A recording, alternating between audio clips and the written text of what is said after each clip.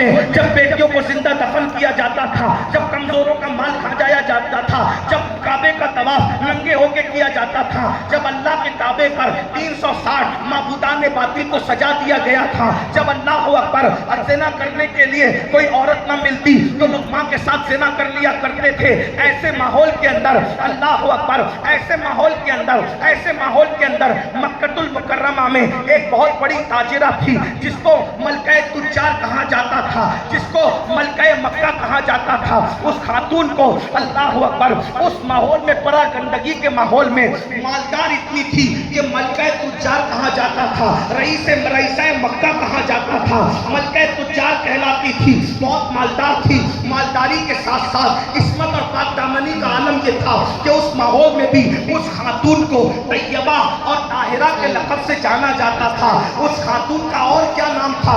کیا ہو بھی سکتا تھا؟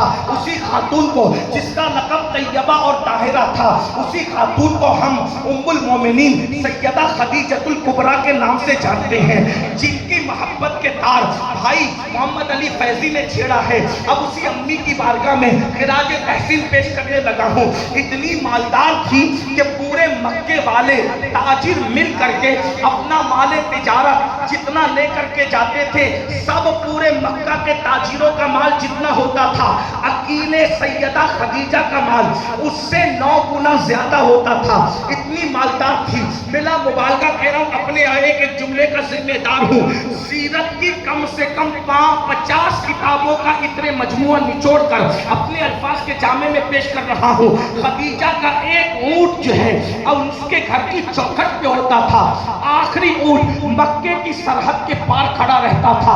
اتنی بڑی مالدار تھی اور بڑے بڑے رئیس نکاح کرنا چاہتے تھے، مگر 2 بار بیوہ ہو چکی تھی۔ خوبصورت بھی تھی، مالدار بھی تھی، پاک دامن بھی تھی، نیک پرہیزگار متقیہ بہت تھی، بہت پرہیزگار تھی۔ ایسے میں مکے کے تاجر ان کا مال کھا جاتے تھے، گڑبڑی کر دیتے تھے۔ خدیجہ کو فکر رہتی تھی کہ میرا مال بچے کیسے، تو سوچا کہ کسی کی یہاں کوئی مانتا نہیں، ایک آدمی ہے جس کی سب مانتے ہیں، اس کو دنیا حضرت ابو طالب کہتی ہے۔ حضرت ابو طالب کو اپنے گھر بلایا اور بلا کر کے کہا، اے مکہ کے سردار، میرا مال یہ تاجر لوگ کھا جاتے ہیں، میرے مال کی حفاظت کرو۔ فرمایا کوئی بات نہیں، میں ابھی ان کو تیرا شریک تجارت بنا دوں گا۔ کہا مکے میں مال محفوظ کر دیا 1 سیکنڈ میں، یمن میں کون بچائے گا؟ شام میں کون بچائے گا؟ وہ بھی آسان ہے۔ کہا کون بچائے گا؟ کسی نیک تاجر کو تیرے ساتھ کر دوں گا، وہ تیرا مال بچائے گا۔ کہا نا، مجھے کسی پہ بھروسہ نہیں، البتہ میں نے دیکھا نہیں ہے، سنا ہے کہ تیرا بھتیجا ہے، اس کا نام محمد ہے۔ لوگ مکے والے اس کو صادق اور امین کہتے ہیں، تو کیا میرا مال تجارت وہ لے کے جائیں گے؟ کہا نہیں، کیونکہ وہ مزدوری کو پسند نہیں کرتے، وہ مزدور نہیں، مزدوری کو پسند نہیں کرتے۔ البتہ میں جانتا ہوں کہ وہ کیسے راضی ہوں گے، ٹھیک ہے میں ان کو منا لوں گا۔ وہ گھر گئے، نبی کے چچا جان گھر جانے کے بعد آقا سے کہتے ہیں، بیٹا تم کو خدیجہ کا مال لے کے جانا ہے۔ چچا آپ جانتے ہیں کہ میں مزدوری پسند نہیں کرتا۔ ٹھیک ہے، میں مزدوری کے لیے نہیں کہہ رہا ہوں، ایک بیوہ کو سہارا دینے کے لیے کہہ رہا ہوں۔ بیوہ کو سہارا تو دے سکتے ہو نا؟ بس حضور نے کہا اگر بیوہ کو سہارا دینے کی بات ہے، چچا میں تیار ہوں، جاؤ اس کے گھر جا کے سارا معاملہ طے کراؤ اور پھر تمہیں اس کا مال لے کے جانا ہے۔ اب توجہ، حضور ہیں ہی ایسے جو دیکھے محبت کرنے پر مجبور ہو جائے۔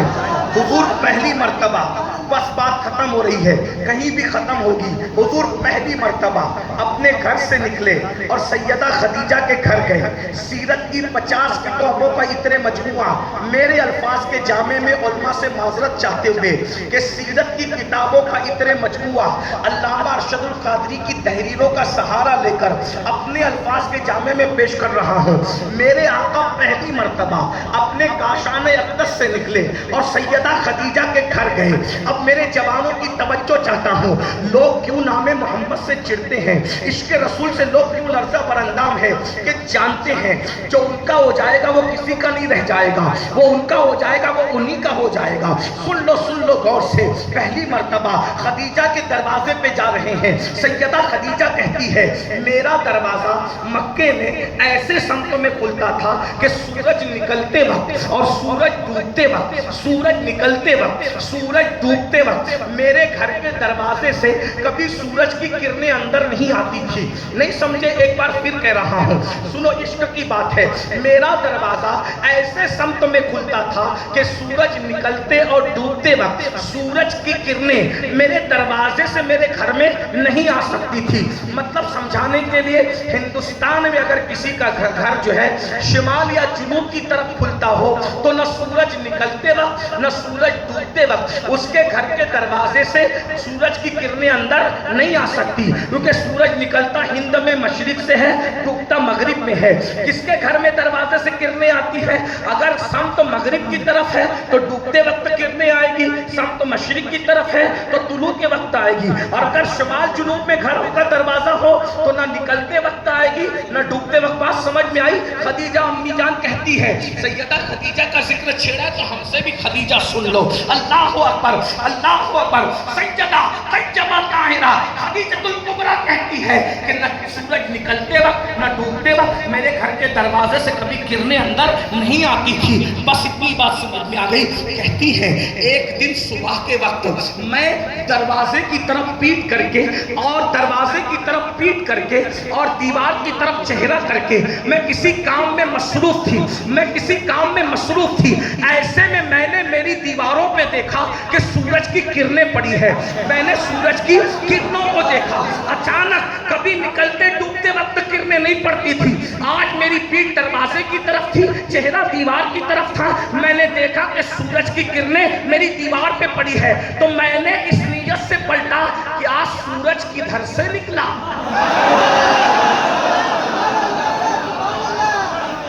یہ محاورہ آپ سنتے ہیں نا کہ آج سورج کدھر سے نکلا, یہ محاورہ کہاں سے ملا؟ کسی کا چہرہ دیکھ کر خدیجہ نے کہا تھا کہ سورج کدھر سے نکلا, سورج کدھر سے نکلا. کہتی ہے میں نے سوچا یہ کرنیں سورج کی کیسے پڑی. جب میں پلٹی تو میں نے دیکھا وہ سورج نہ تھا, وہ تو عبداللہ کا در یتیم تھا. اور دیکھی تو دیکھتی رہ گئی, دیکھی تو دیکھتی رہ گئی, دیکھی تو دیکھتی رہ گئی. کیا حسن تھا, سنو وہ کمال حسن حضور ہے کہ گمان نقص جہاں نہیں. یہی پھول خار سے دور ہے, یہی شمع ہے کہ دھواں نہیں. میں نثار تیرے کلام پر ملی یوں تو کس کو زبان نہیں. وہ سخن ہے جس میں سخن نہ ہو, وہ بیان ہے جس کا بیان نہیں. فصحا عرب کے بڑے بڑے تیرے آگے کیوں ہے دبے لچے. کوئی جانے منہ میں زبان نہیں بلکہ جسم میں جان نہیں. کروں تیرے نام پہ جا فدا, کروں تیرے نام پہ جا فدا, کروں تیرے نام پہ جا فدا. نہ بس ایک جا دو جہاں فدا, ارے دو جہاں سے بھی نہیں جی بھرا. کروں کیا کروڑوں جہاں نہیں. لقا بدر فی الوجہ الاجمل. اب ترجمہ کرنے کا موقع نہیں. لقا بدر فی الوجہ الاجمل, لقا بدر فی الوجہ الاجمل. حال ما زلف ابر اجل تورے چندل چندرو پرو کنڈل رحمت کی دھرن پر سا جانا. اللہ اللہ, وہ کمال حسن حضور ہے. اور کہتے ہیں حضرت مولانا جمیل کہتے ہیں کیا حسن ہے اے سید ابرار تمہارا, کیا حسن ہے اے سید ابرار تمہارا. اللہ بھی ہے طالب دیدار تمہارا, اللہ بھی ہے طالب دیدار تمہارا, اللہ بھی ہے طالب دیدار تمہارا. اور کیوں دید کے مشتاق نہ ہو حضرت یوسف. اللہ کا دیدار ہے دیدار تمہارا, اللہ کا دیدار ہے دیدار تمہارا. سرتابہ قدم ہے تنے سلطان زمن پھول, لب پھول, دہن پھول, سکن پھول, بدن پھول. واللہ جو مل جائے میرے گل کا پسینہ, مانگے نہ کبھی عطر نہ پھر جائے بلند پھول. دندان و لب و زلف و رخ شاق فدائی ہے در عدن لال یمن مشک ختن پھول. دل اتنا بھی شیدائی ہے اس ناخن پاکا, اتنا بھی مہے نو پہ نائے چرکے کون پھول. اور کیا بات رسا اور چمنستان کرم کی زہرائے گلی جس میں حسین اور حسن. میں نے پلٹ کر دیکھا, میں اپنے الفاظ کے جامع میں پیش کر رہا ہوں. اہل خیرت سے کہتا ہوں کانوں پہ ہاتھ رکھ لے, صرف اہل عشق کے لیے بات. اپنے الفاظ کے میں نے پلٹ کر دیکھا, سر تا سر حسن تھا, سر تا سر حسن تھا. اگر حضور کے حسن پہ آج تقریر ہوتی تو میں تمہیں بتاتا, لیکن شاید مجمع اس بات کا متحمل نہیں ہے کہ تقریر آگے بڑھاؤں. ایک حدیث پڑھتا ہوں اور 2 منٹ میں اس کی 1 منٹ میں بلکہ تشریح. ایک دن ام المومنین سیدہ عائشہ نے پوچھا, یا رسول اللہ آپ زیادہ خوبصورت ہیں یا یوسف؟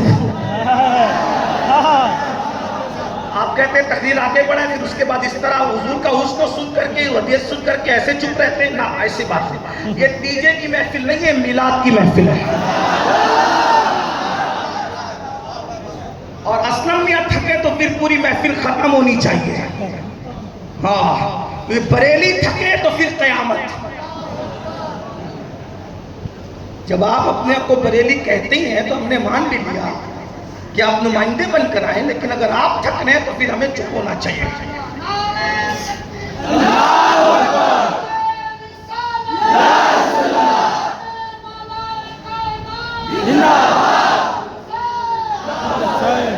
توجہ, ام المومنین پوچھ رہی ہے حضور آپ زیادہ خوبصورت ہیں یا یوسف؟ بس میرے آقا کا ایک جملہ کہا, عائشہ عائشہ میرے حسن میں نمک ہے. خانقاہوں میں یہ حدیث پڑھ سکتا تھا, میں نے پڑھ دیا. عائشہ میرے حسن میں, مل کے بولو میرے حسن میں, میرے حسن میں کیا سمجھے؟ کچھ نہیں. آگے 2 جملے سن لے. نمک ہے کا مطلب کیا؟ نمک ہے کا مطلب کیا بتاؤں؟ ابھی میں نے کھانا نہیں کھایا اور امید ہے بلکہ یقین میرے بڑے بھائی علامہ سید ظفر اقبال صاحب مجھے تقریر کے بعد کھانا کھلائیں گے انشاءاللہ. اسلم میاں صاحب قبلہ ہمارے بڑے بھائی یہ بھی ساتھ ہوں گے, ہمارے بڑے بھائی وجی میاں بھی ساتھ ہوں. لوگ کہتے ہیں یار سارے سید تیرے بڑے بھائی ہیں, 28 سال کا بھی بڑا بھائی, 36 سال کا بھی بڑا بھائی, 50 سال کا. میں نے کہا میرے بھائی سید چھوٹا ہوتا ہی نہیں ہے.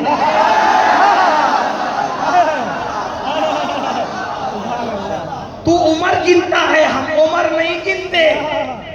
جملہ ضائع مت کرنا. تو عمر گنتا ہے, تو عمر گنتا ہے, ہم عمر نہیں گنتے. تو عمر گنتا ہے, ہم عمر نہیں گنتے. ہم تو مسلک عمر دیکھتے ہیں.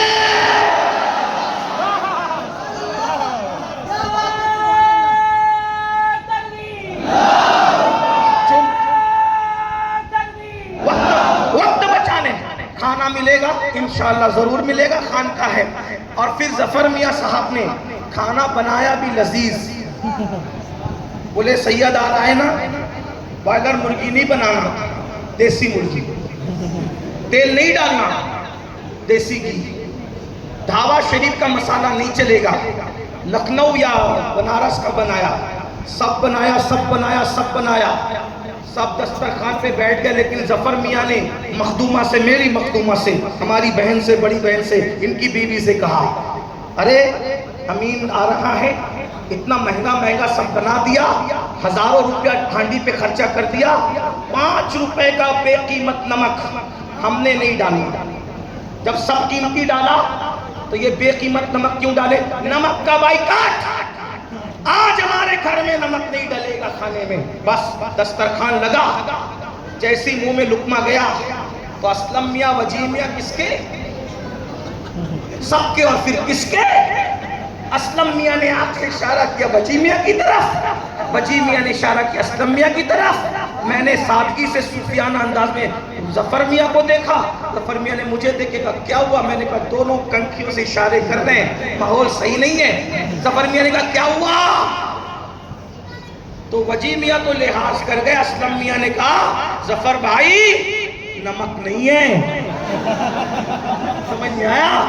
نمک نہیں ہے. تو مفتی شاہ نواز اور مفتی فہیم نے کہا ہاتھ جوڑ کے سید, ارے ہزاروں کی ہانڈی بنا دی, اس پر تجھے احسان نہیں, 5 روپے کا نمک نہ ڈالا, شکایت کر بیٹھے.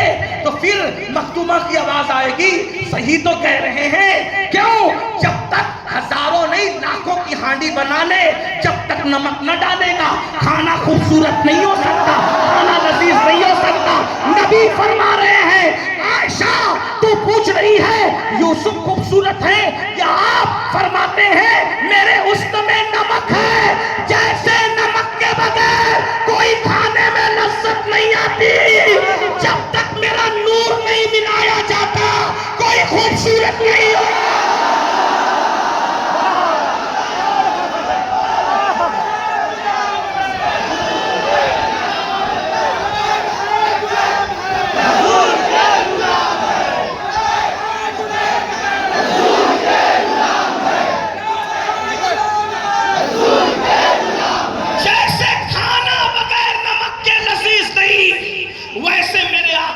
نور کی ملاوٹ کے بغیر کوئی خوبصورت نہیں۔ ہاں جو بھی خوبصورت ہے عائشہ میری وجہ سے خوبصورت ہے، میں جیسے نمک ملا کے لوگ لذیذ ہوتے ہیں ویسے میرا حسن ملا کر لوگ حسین ہوتے ہیں۔ اگر چاند خوبصورت ہے میرا حسن ملا ہے، سورج خوبصورت ہے میرا حسن ملا ہے، شفق خوبصورت ہے میرا حسن ملا ہے، آبشار گرتے خوبصورت ہے میرا حسن ملا ہے۔ ارے یہ سب جو حسن دیکھ رہی ہو نا میرا حسن ہے۔ تو بریلی کا کلندر کہتا ہے وہی جلوہ شہر بشہر ہے، وہی جلوہ شہر بشہر ہے، وہی اصل عالم تیر ہے، وہی نیل ہے، وہی پیر ہے، وہی پاٹ ہے، وہی تار ہے، انہی کی بو مایہ سمن ہے، انہی کا جلوہ چمن چمن ہے، انہی سے گلشن مہک رہے ہیں، انہی کی رنگت گلاب میں ہے۔ اور بیٹا کہتا ہے ہر پھول میں بو تیری، ہر شمع میں ذو تیری، بلبل ہے تیرا بلبل، پروانہ ہے پروانہ۔ یعنی یہ جتنا حسن ہے، حسن بکھرتا ہے تو دنیا بنتی ہے، حسن سمٹتا ہے تو اکیلے محمد رسول اللہ کی ذات کتنے خوبصورت ہے۔ توجہ، بس بات ختم ہو رہی، توجہ۔ سیدہ خدیجہ میں دیکھی تو دیکھتی رہ گئی، میں دیکھی تو نازک بات دیکھی تو ایک بات وضاحت کے ساتھ، نبی کے حسن کا یہ معجزہ ہے۔ توجہ، مفتیان کرام کی دعائیں، نبی کے حسن کا یہ معجزہ ہے کہ نبی کی محبت میں کوئی کبھی نفسانی محبت میں مبتلا نہیں ہوا۔ یہ صرف حضور کا معجزہ ہے، حضور کے حسن کی شان ہے کہ جس نے بھی عشق کیا لے وجہ اللہ کیا، اپنی ذات کے لیے نہیں کیا۔ حضرت یوسف کے حسن میں توجہ کہیں اور گئی، لیکن حسن مصطفیٰ کی برکتیں یہ کہ اوروں کی طرف متوجہ لوگ حسن حضور کی وجہ سے سدھر گئے۔ ہاں، حسن نے لوگوں کو بگاڑا۔ ایک جملہ کہہ رہا ہوں، سر پہ سے اگر چلا گیا کوئی بات نہیں، حسن نے لوگوں کو بگاڑا، حسن مصطفیٰ نے بگڑے ہوئوں کو سدھارا۔ پہلا قتل ہوا حسن کی وجہ سے، حابیل اور قابل کے درمیان جھگڑا ہوا حسن کی وجہ سے، حسن والوں نے لڑایا۔ تنہا آمینہ کے لال کا حسن تھا جس نے صدیوں سے لڑنے والوں کو ملایا۔ حسن میں مبتلا مشرک ہو گئے، اس حسن نے مشرکوں کو موحد بنا دیا۔ بہت بات ہے حسن میں، کیا کروں بس اتنا۔ حضرت خدیجہ نے دیکھا، دیکھتی رہی، کہا آپ کون ہیں؟ آپ نے کہا میں محمد ہوں، میں محمد ہوں صلی اللہ۔ ہم ایسے نام نہیں لیتے، لیکن چونکہ مکالمہ چل رہا ہے تو مجبوراً بیان کرنا ہوگا تاکہ میں محمد ہوں۔ وہ عبداللہ کے لگتے جگر ابو طالب کے بھتیجے، جی ہاں میرے چچا نے مجھے بھیجا ہے، بولو بات کیا ہے؟ خدیجہ کہتی ہے جو بھی آتا تھا وہ سنتا تھا، میں بولتی تھی یہ آنے والا کیا آیا، یہ بول رہے تھے اور میں سن رہی۔ صحابہ کہتے جب حضور بولتے تھے بس ایک جملہ سن لیں، ایسا نکتہ نکل آیا ہے کہ میں بولے بغیر نہیں رہ سکتا، ورنہ میں رات بھر ہو سکتا بے چین ہوں کہ میں جملہ کیوں نہ بولا۔ یاد رکھیں حضور ایسے بولتے تھے ایسا لگتا تھا جیسے موتیاں جھڑ رہی ہیں۔ حضور ایسے باتیں کرتے تھے لگتا تھا پھول جھڑ رہے ہیں۔ ایک بات یاد رکھنا، علماء کی توجہ، دعا لینے کے لیے معلومات میں اضافہ نہیں کر رہا ہوں، لیکن پھول سے کبھی پھول نہیں جھڑتے۔ توجہ، آپ پہ مشکل ہو رہی لیکن علماء سمجھیں گے، फूल से कभी फूल नहीं झड़ते, फूल से पंखड़ियां बिखरती है, फूल नहीं झड़ते। मेरे आका वो फूल है जिनके लबों से करोड़ों फूल झड़े। और जिसको बरेली के कलंदर ने यूं समझाया, बरेली वालों बड़ा एहसान है तुम, क्या समझा? वो गुल है लम्हाए नाजुक उनके, वो गुल है लम्हाए नाजुक उनके, हजार झड़ते हैं फूल जिनसे, फूल से फूल नहीं झड़ता। यूपी वालों, आसी कासी पूरी के तैयार में बसने वालों, अगर शेर समझने का मलका भी तुम्हारे अंदर बाकी है तो शेर सुन लो। वो गुल है लम्हाए नाजुक उनके, हजार झड़ते हैं फूल जिनसे, गुलाब गुलशन में देखे बुलबुल, और ये देख गुलशन गुलाब में है। ए बुलबुल, तूने गुलाब को गुलशन में देखा होगा, लेकिन पूरा गुलशन अगर सिमटा हुआ एक गुलाब में देखना है तो आमिना के लाल को देखना है।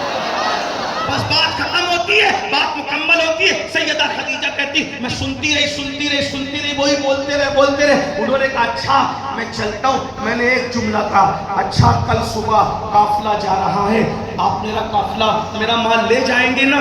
हाँ मैं ले जाऊंगा, क्योंकि मेरे चचा ने कहा मजदूरी नहीं करना बल्कि एक बेवा का साथ देना, सहारा देना। मैं बेवाओं की मदद को इबादत समझता हूँ, इसलिए मैं तुम्हारा माल लेकर के जाऊंगा। काफिला कहाँ जाएगा? मुल्क शाम जाएगा, तैयार उसके लिए। ठीक है, हुजूर गए। खदीजा कहती है वो गए, क्या गए?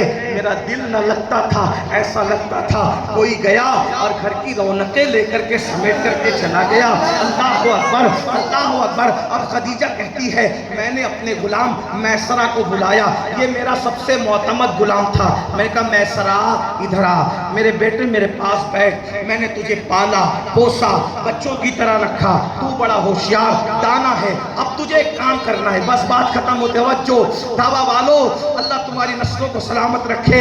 आधी रात गुजरने के बाद जबकि रात की सियाह जुल्फे कमर से नीचे ढलक कर टखनों की तरफ बढ़ रही है, उसके बावजूद भी ऐसे सुन रहे हो जैसे मगरिब की नमाज के बाद लोग सुना करते हैं।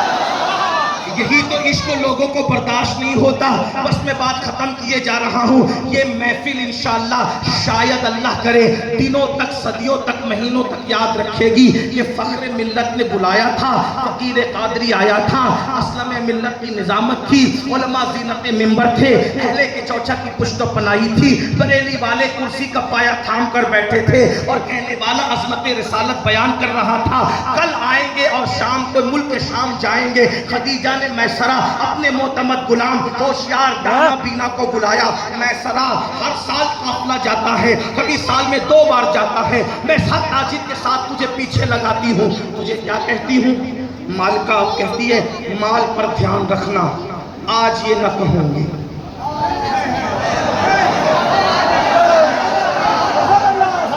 मैसरा ने कहा, मैसरा को कहा खदीजा ने आज ये न कहूंगी।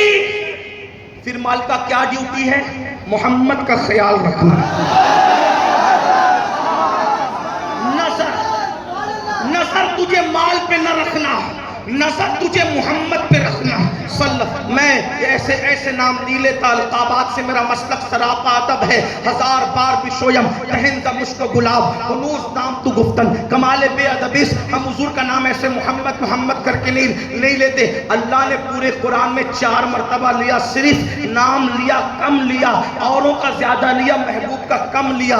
वो खुदा होकर महबूब का इतना नाज उठाता है, मैं मजबूर उम्मती होकर मुझे कितना ख्याल करना चाहिए। जब नाम लिया तो सबसे ज्यादा उन्हीं का लिया, लेकिन मोहम्मद मोहम्मद कहकर नहीं, ताहा कहकर, यासीन कहकर, मुसम्मिल कहकर, मुद्दस्सिर कहकर, अल्लाह अकबर, या आहा या आइन साद कहकर, इसी तरह से नून वल कलम कहकर अल्लाह ने ऐसे ऐसे नाम लिए हैं। बस बात खत्म करने लगा हूँ। मैसरा का, मैसरा मोहम्मद का ख्याल करना, उन पर नजर रखना। और तुझे एक ड्यूटी दे रही हूँ। मालिका क्या ड्यूटी है? मेरे बेटे तेरे लिए ड्यूटी ये है, तूने محمد کے ہر اٹھنے والے قدم کا خیال کرنا اور ان کے عیب تلاش کرنا. محبت بھی کیا محبت ہے, متاثر ہونا بھی کیا متاثر ہونا ہے. ان کے عیب ڈھونڈنا ہے, ان کا نقص ڈھونڈنا ہے. وہ قدم اٹھائیں تو دیکھنا عیب کیا ہے, وہ بیٹھیں تو دیکھنا عیب کیا ہے, وہ لیٹے تو دیکھنا عیب کیا ہے. مختصر یہ سب سکھا دیا سب سے ہوشیار غلام کو. غلام گیا, جانے کے بعد پھر قافلہ واپس آیا تو خدیجہ ایک خواب پہلے دیکھ چکی تھی. خدیجہ نے قافلہ روانہ کرنے سے پہلے ایک خواب دیکھا تھا کہ چاند میری گود میں اتر آیا, اس کی روشنی سے سب منور ہو گیا. اپنے چچا زاد بھائی ورقہ بن نوفل کے پاس گئی اور جا کر کہا میری گود میں چاند اتر آیا, سارا زمانہ اس کی روشنی سے منور ہو گیا. تو ورقہ نے کہا خدیجہ تو میرے چچا کی بیٹی ہے, اگر تیرا خواب سچا ہے تو تجھے بشارت ہو, تو آخری نبی کی خواب کی تعبیر کا جملہ سن لو, تو آخری نبی کی پہلی بیوی بننے کا شرف حاصل کرے گی. تو آخری نبی کی پہلی بیوی بننے کا شرف حاصل کرے گی. اگر تیرا خواب سچا ہے تو آخری نبی کی پہلی بیوی بننے کا شرف حاصل کرے گی. خدیجہ خود ہو گئی, اللہ ورقہ تو کبھی غلط کا تعبیر نہیں بتاتا, یہ بہت پڑھا لکھا نیک متقی ہے, لیکن یہ ایسی بات کر رہا ہے جو ہضم ہی نہیں ہوتی.